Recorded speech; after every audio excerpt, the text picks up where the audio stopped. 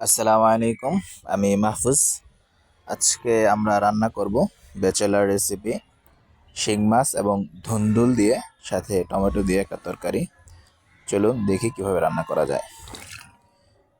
তো শিং মাছগুলো দেখেন পুরো জেতা আছে, এগুলোর পানি আলাদা করে নিলাম, একটু লবণ দিয়ে মেরে নিব। লবণ দিয়ে তারপর একটা বল দিয়ে একটু ঝাঁকায় নিব, ঝাঁকায় নিলে এটা মরে যাবে। অর্ধেক মরেছে, আরও ঝাঁকানোর পর পুরোপুরি মরেছে।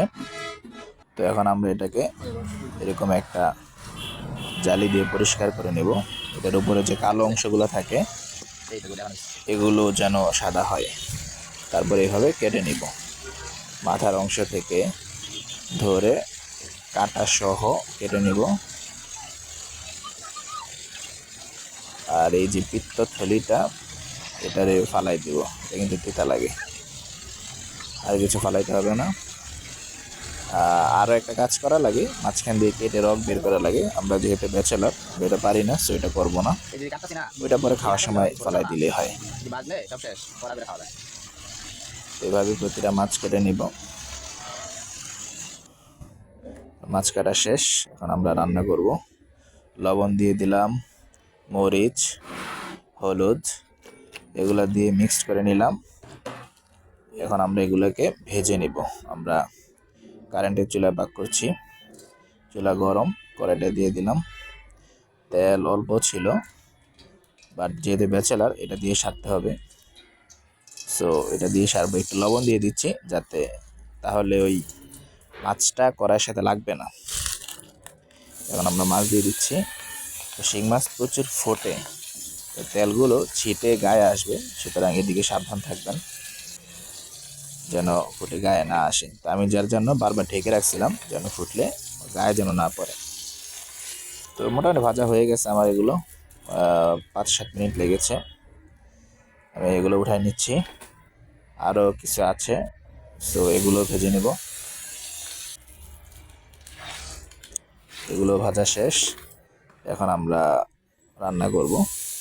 একটু পেঁয়াজ দিয়ে দিলাম, পেঁয়াজগুলোকে একটু ভেজে তারপর কাঁচামরিচ এবং রসুন কেটে নিয়েছিলাম, রসুন দিলাম, একটু আদা বাটা দিলাম,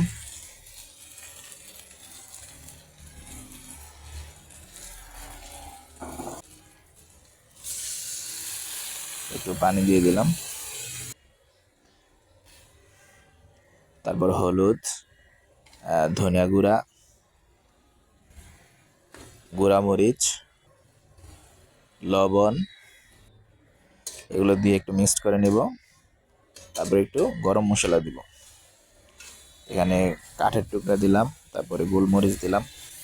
এগুলো আসলে ম্যান্ডেটরি না, আমরা যেহেতু ব্যাচেলার এগুলো ছিল তাই দিচ্ছি। তো এখানে আপনার যা আছে তা দিবেন, যেটা নাই সেটা দেওয়ার দরকার নাই। একটু তেজপাতা আছে, তেজপাতা দিয়ে দিচ্ছি, দিলে যেটা গরম মশলা দিলে একটু ভালো লাগে আর কি, মশলার ফ্লেভার ভালো লাগে। তো ধুন্দুলগুলো দিয়ে দিচ্ছি,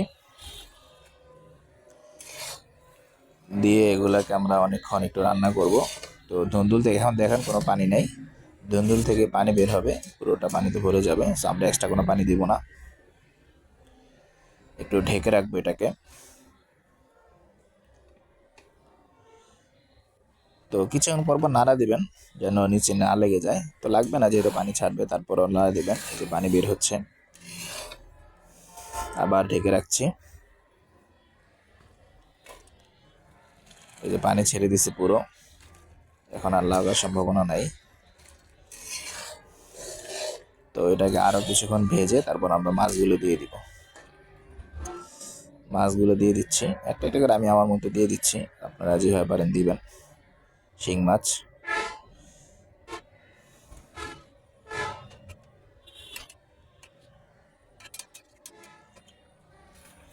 মাঝখানে একটু পানি দিয়েছিলাম যে শিং মাছটা দেওয়ার আগে।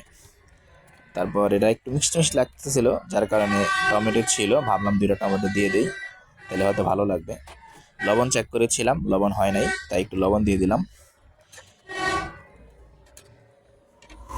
এখন কিছুক্ষণ ঢেকে রাখবো, লবণ চেক করি দেখি কি অবস্থা। পারফেক্ট লবণ হয়েছে, সো আমরা নামিয়ে ফেলবো। এই হচ্ছে নামানোর পরের অবস্থা। এটা আসলে দেখতেই লোভনীয়, খেতেও বেশ মজা হয়েছে। সো আজকের ভিডিও এতটুকুই। আল্লাহ হাফিজ।